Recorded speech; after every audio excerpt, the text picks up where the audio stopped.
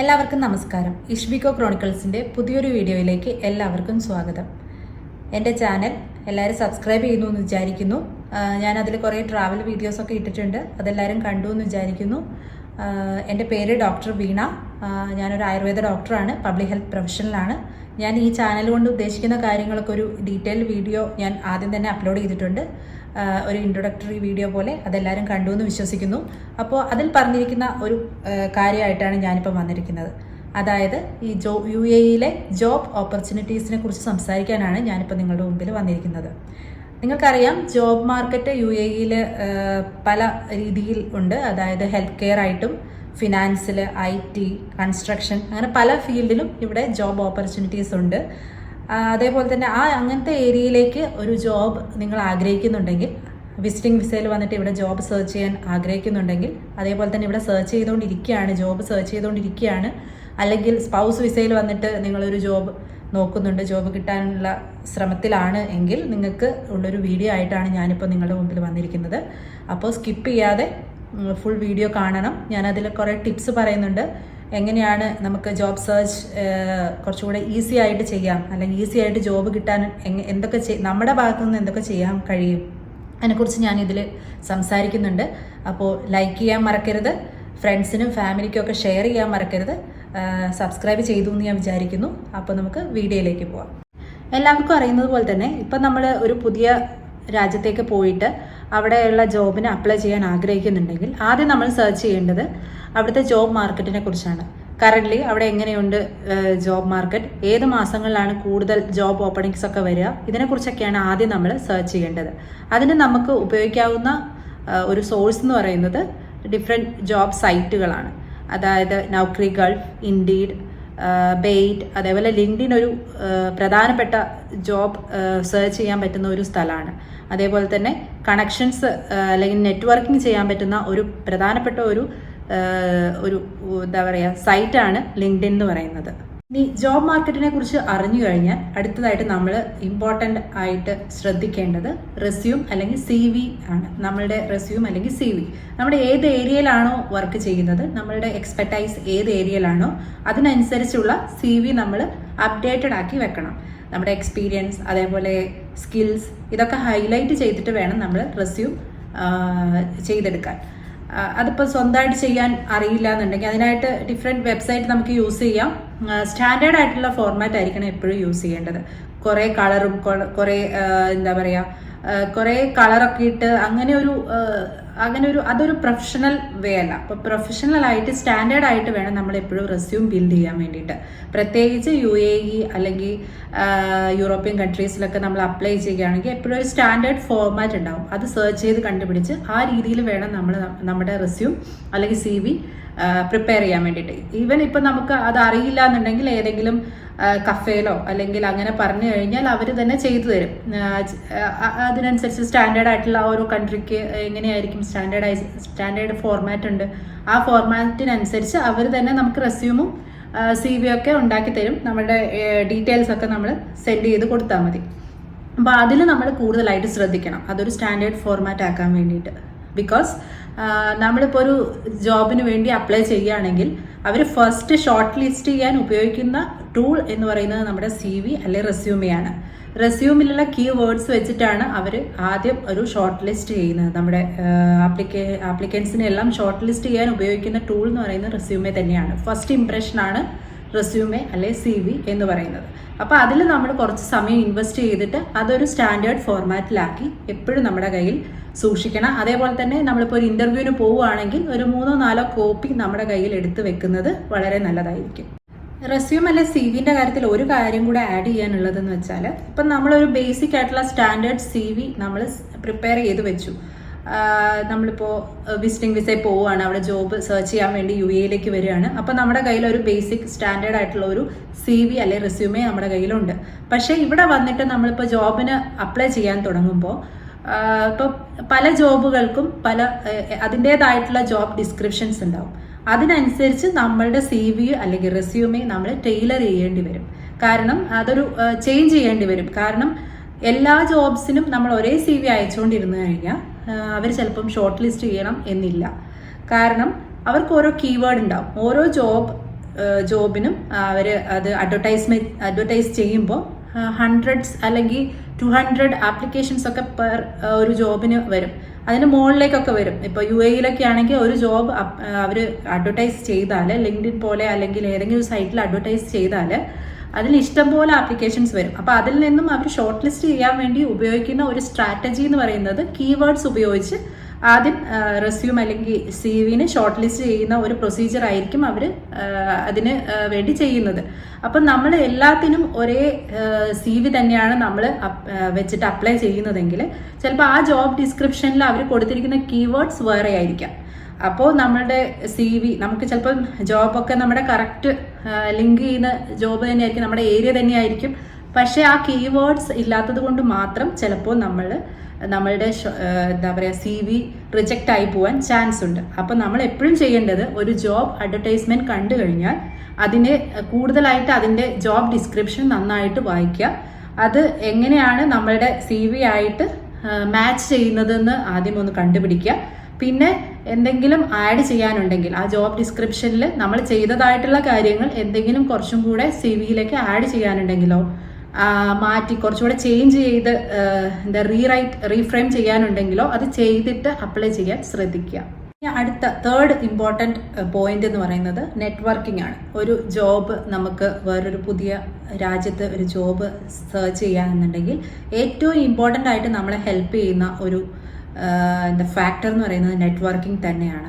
അതിപ്പോൾ നമ്മൾ ഇവിടെ വന്നിട്ട് വിസിറ്റിംഗ് വിസയിൽ വന്നിട്ട് അങ്ങനെ ഒരു കണക്ഷൻ ഉണ്ടാക്കുന്നതിനെക്കാട്ട് ഉപരി എനിക്ക് പേഴ്സണലി ഫീൽ ചെയ്തത്, നമ്മളെപ്പോഴാണോ പ്ലാൻ ചെയ്യുന്നത് നമ്മളൊരു പുതിയ ജോബിന് ഒരു പുതിയ കൺട്രിയിലേക്ക് അപ്ലൈ ചെയ്യാൻ ആഗ്രഹിക്കുന്നുണ്ട്, അല്ലെ അവിടെ പോയി ജോബ് സെർച്ച് ചെയ്യാൻ ആഗ്രഹിക്കുന്നുണ്ട് എന്ന് പ്ലാൻ ചെയ്യുന്ന ആ സമയത്ത് തന്നെ നമ്മൾ ലിങ്ക്ഡിൻ വഴി അവിടെ വർക്ക് ചെയ്യുന്ന ആൾക്കാരെ കണക്ട് ചെയ്ത് അവരുമായിട്ട് നമ്മളുടെ ഏരിയയിൽ വർക്ക് ചെയ്യുന്ന ആൾക്കാരെ കണക്ട് ചെയ്ത് അവരുമായിട്ട് ഒരു കോണ്ടാക്ട് നിലനിർത്താൻ ശ്രമിക്കുന്നത് വളരെ നന്നായിരിക്കും.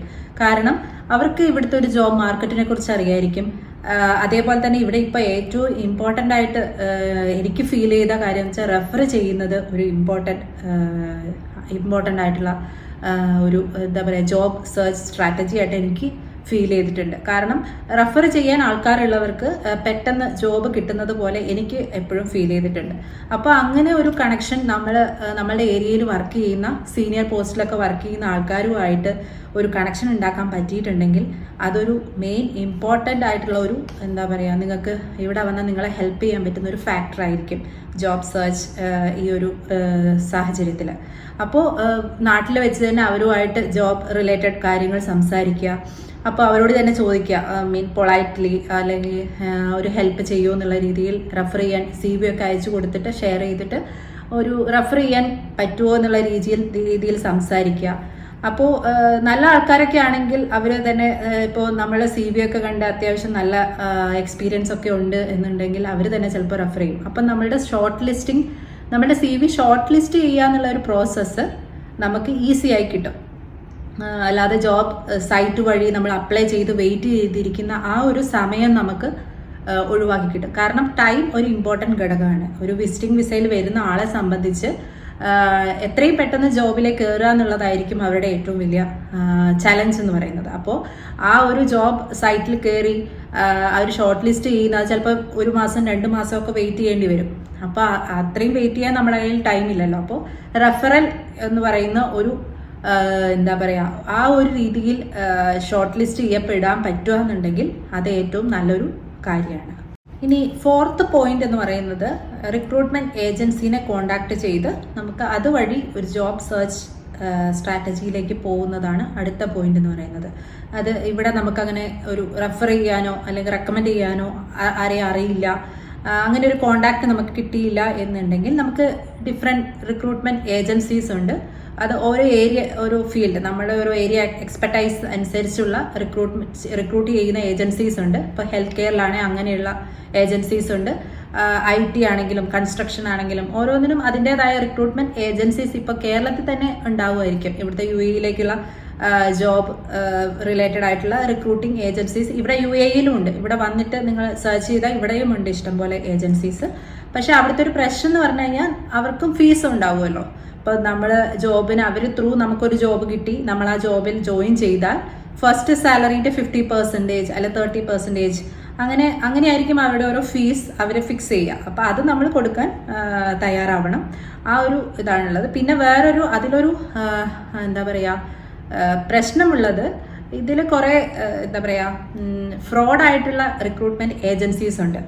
അപ്പോൾ ആദ്യം തന്നെ പൈസ ചോദിക്കുന്ന, ഇപ്പോൾ നമ്മൾ ജോബ് കിട്ടുന്നതിന് മുമ്പേ രജിസ്ട്രേഷൻ ഫീ അല്ലെങ്കിൽ ഒരു കോഴ്സ് ചെയ്താലേ നിങ്ങൾക്ക് അടുത്ത ആ ഒരു ജോബിലേക്ക് കയറാൻ കഴിയുള്ളൂ, അപ്പോൾ കോഴ്സ് ഫീ ആയിട്ട് ഇത്രയും അടയ്ക്കണം, അങ്ങനെയൊക്കെ പറയുന്ന റിക്രൂട്ട്മെൻറ്റ് ഏജൻസീസ് ഉണ്ടെങ്കിൽ ശ്രദ്ധിക്കണം. അത് ചിലപ്പോൾ ഫ്രോഡായിരിക്കാം. അതിൽ നിങ്ങൾ പൈസ ഇൻവെസ്റ്റ് ചെയ്തിട്ട് ചിലപ്പോൾ നിങ്ങൾക്ക് ഒന്നും ജോലിക്ക് കയറാൻ പറ്റിയെന്ന് വരില്ല.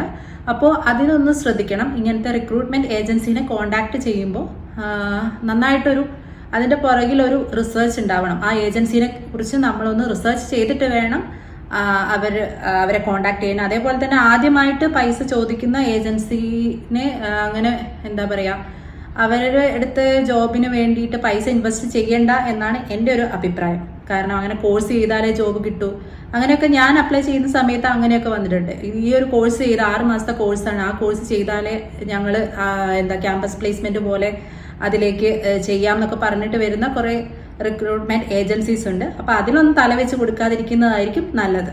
അങ്ങനെ ഏതെങ്കിലും ഏജൻസി നിങ്ങളോട് പൈസ ആവശ്യപ്പെട്ടിട്ടുണ്ടെങ്കിൽ, ക്യാഷ് ആവശ്യപ്പെട്ടിട്ടുണ്ടെങ്കിൽ പ്ലീസ് കമൻറ്റ് ബിലോ.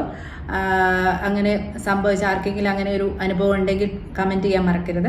ഇനി അടുത്തതെന്ന് പറയുന്നത്, നമ്മൾ ഇത്രയും ആപ്ലിക്കേഷനൊക്കെ സെൻഡ് ചെയ്യുകയാണ്. ഡെയിലി നമ്മളൊരു 10-15 ആപ്ലിക്കേഷൻ സെൻഡ് ചെയ്യുന്നു, ജോബ് ഡിസ്ക്രിപ്ഷൻ വായിക്കുന്നു. ഇതൊരു ശരിക്കും പറഞ്ഞാൽ സ്ട്രെസ്ഫുൾ ആയിട്ടുള്ള, അതുമല്ല നമ്മളിപ്പോൾ വിസിറ്റിംഗ് വിസയിലാണ് വന്നത്, അപ്പോൾ അതിൻ്റെ ഒരു ടെൻഷനുണ്ട്.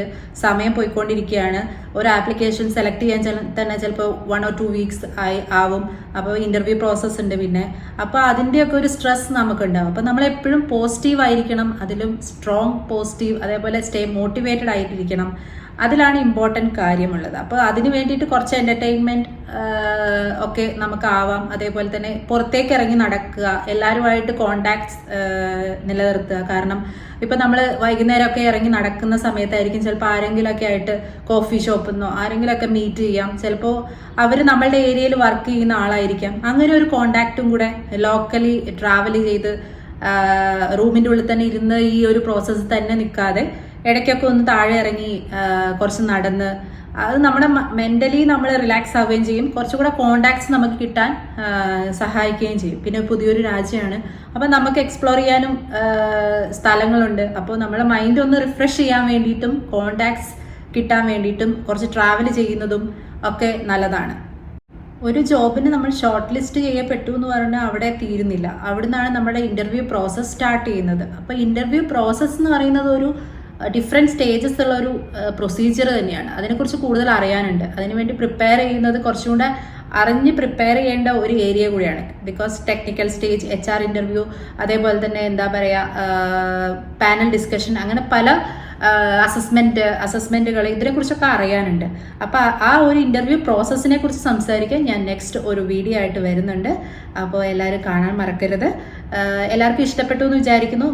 വളരെ ഇൻഫോർമേറ്റീവ് ആയിട്ടുള്ള ഒരു വീഡിയോ ആണ്. എല്ലാവർക്കും ഷെയർ ചെയ്യുക, ഫ്രണ്ട്സിനും ഫാമിലിക്കൊക്കെ ഷെയർ ചെയ്യുക. സബ്സ്ക്രൈബ് ചെയ്യാൻ മറക്കരുത്. അപ്പോൾ നെക്സ്റ്റ് വീഡിയോയിൽ ഞാൻ കൂടുതൽ ഇൻ്റർവ്യൂ പ്രോസസ്സ് റിലേറ്റഡ് ആയിട്ടുള്ള കാര്യങ്ങളുമായിട്ട് വരുന്നുണ്ട്. അതേപോലെ തന്നെ ഹെൽത്ത് കെയർ റിലേറ്റഡ് ആയിട്ടുള്ള ജോബ് ഓപ്പർച്യൂണിറ്റീസിനെ കുറിച്ചും സംസാരിക്കാൻ ഞാൻ ഇനി അടുത്ത വീഡിയോസിലൊക്കെ വരുന്നുണ്ട്. സ്റ്റേ ട്യൂൺഡ്, കാണാൻ മറക്കരുത്. നെക്സ്റ്റ് വീഡിയോ ആയിട്ട് കാണുന്നത് വരെ ബൈ.